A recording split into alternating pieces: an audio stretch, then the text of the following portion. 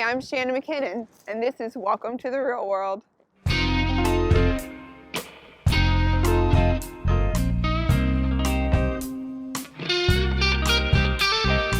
Be just who you wanna be, do it all successfully. Welcome to the real world.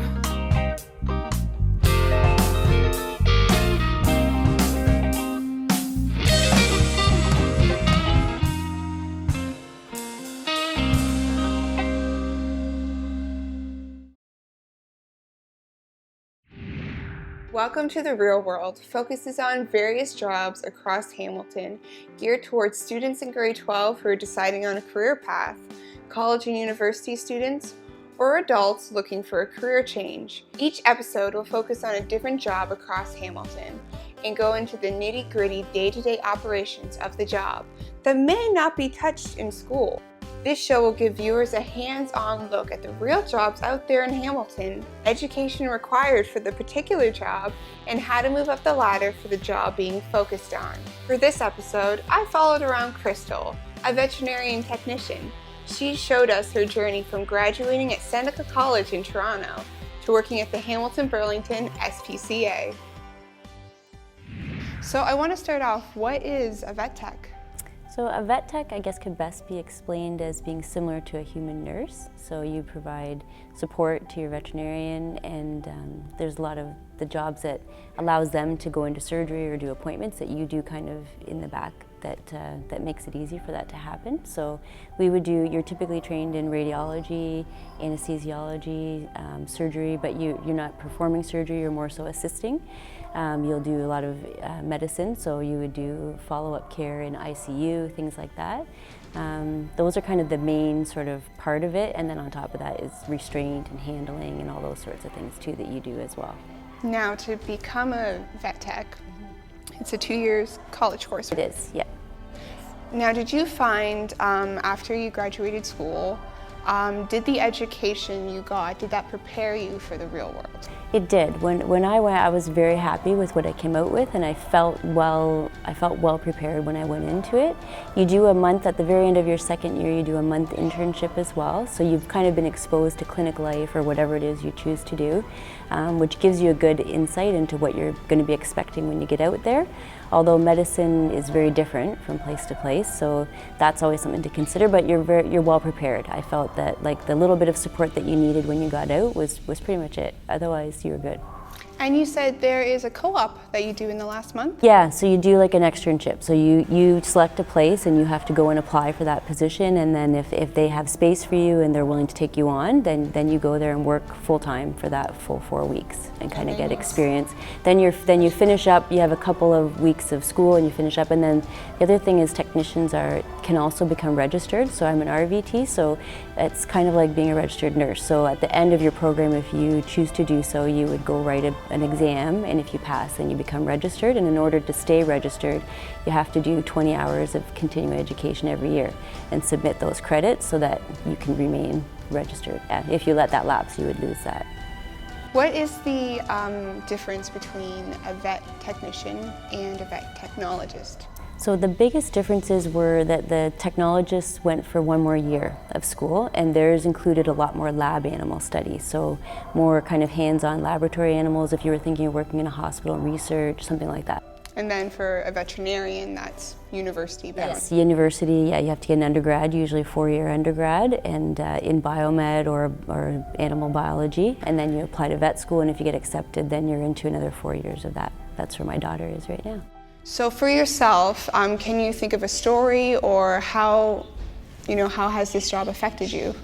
Well, definitely, I think when you first get out too, you almost have to be able to look at it, like look at the big picture of the care that you're providing, the pain management that you can provide, those sorts of things, but you will come across, the first clinic I worked at, I was at for 18 years, so some of those animals you saw from birth all the way through until they were gone, and that can be very difficult. It definitely takes its toll, but you can also be there to provide emotional support to the people and make sure that that last moment was comfortable and that sort of thing.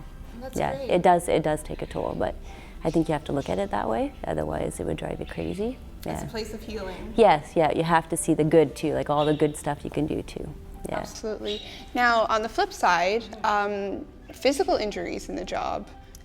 Definitely potential for that. So, I mean, you're doing a lot of standing, a lot of lifting, you know, big dogs, things like that. Sometimes wrestling too, like oftentimes they're trying to get, you know, not to hold them to clean their ears or cut their nails or whatever. So there's that. You're in radiology, so you are in X-ray, and the difference between us and a human radiologist is that we can't put them on the table and say, you know, lay on your side, put your arm out and don't move. So you're often in the room too. You're wearing gear, but you are exposed. And then noise is another one. Like a lot of people end up with hearing loss from barking and that sort of thing. So there's things like that to consider for sure. Crystal, could you describe your day? Is there a lot of charting, a lot of paperwork you guys do? There is, because you have to have accurate medical records at all times. So everything is always documented on paper and in a computer, and you know, drug logs are a huge part of it because you're dealing with narcotics and things like that. So you have to make sure that you know, that you're keeping a log of that they balance at the end of every day, that there's multiple people checking to make sure things aren't going missing, those sorts of things. Yeah, you want to make sure it's very accurate for sure. What makes you get up in the morning and just love this job? I think it's still probably the animals. It's always animals. That's usually why you get into it, but eventually it grows and it becomes the people that you meet that love their animals too. And over years you can really get to know, you know, you become quite good friends with those people too. So yeah, it's good. Lovely. So Crystal, what advice would you give to students who really they love animals and they want to go into this career?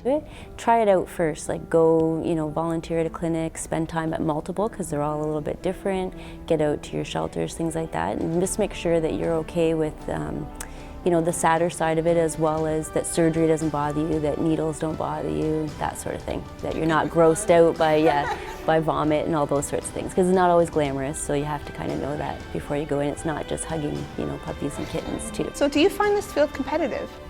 It is competitive. It was when I got in. I think it probably is getting more competitive all the time because now there's additional schools putting veterinary technicians out there, so there's more graduates every year, so I think it definitely is. Is there any surprises that just anyone who doesn't know anything about veterinary technicians that you would like to say? I guess the biggest things would be just knowing that that even though you love the animals, you come in every day to see them, that often when we see them, they're in pain or we're having to do things to them they don't enjoy doing, so they're not always reciprocating that love. That's one thing. So you don't see them at their best, and that often people that own them too are during a difficult time too, so they aren't always approaching you at their best too. You have to take those things into consideration for sure.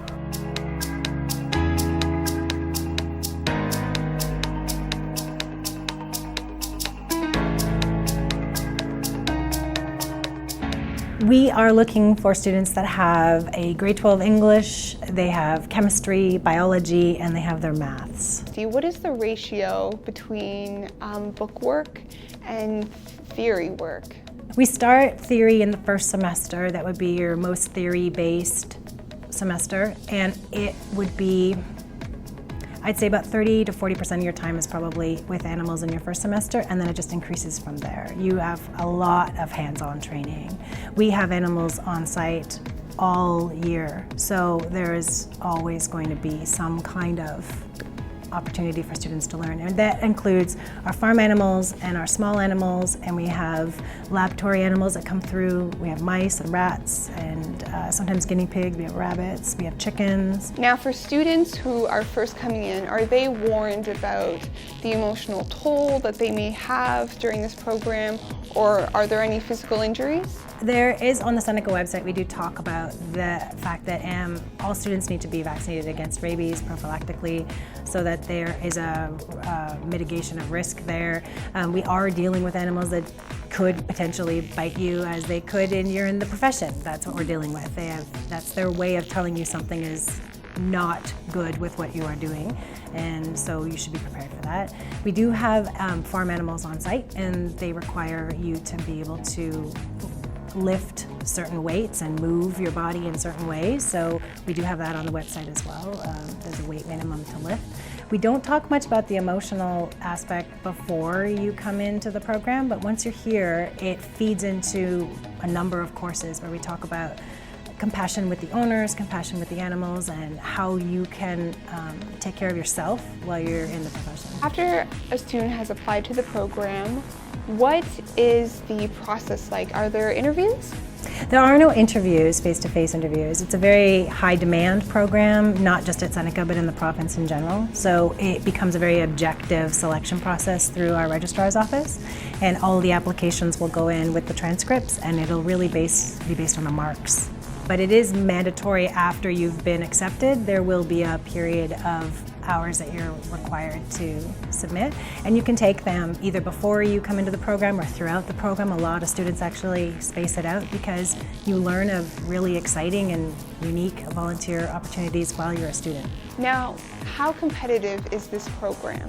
It is competitive to get into. Those are numbers that are very solid. But after you leave, there are sectors in the veterinary medicine industry that you could move into. So there's companion animal medicine, which would really be cats and dogs. You could go into an exotic practice that would deal with birds and lizards and snakes. You could go into a practice that dealt with wildlife, or you could work with just cows or just horses, or small ruminants, so goats and sheep and pigs. There's research, there's education, there's industry, there's a whole marketable industry of sales just for veterinary products. So I would say that there's so many places you could go that unless you're in a smaller geography where there's very limited opportunity, then the competition is really, it's how much you make of it. I'll equate it back to what I give advice today, because my real world ages ago and the real world now, I think this advice still stands, and that is that I was not as confident in my skills as I actually should have been. We train students very well, and I think that if students would leave with a little bit more confidence, they could advocate for their skill set a little bit better, and they would know that they could actually then practice and perform the skills that they were trained to do. So I think they leave here shy, and I think that they leave here a little nervous and insecure, and I think that means that they undersell themselves. You need to be committed to learning outside of class as well, because there is a lot of extra work. You do need to do a lot of learning. It is a compressed program into 2 years. It's not spread out like high school. A lot of new material, but also just try everything you can, get support from all the teachers. Everyone here is willing to help you, and just do as many skills as you possibly can, because that's why you're here, to learn and to develop new skills.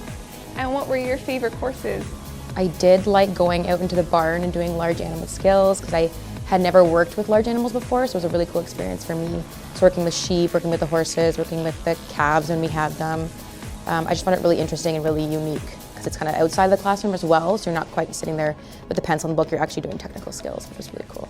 I'm Shannon MacKinnon, and this is Welcome to the Real World.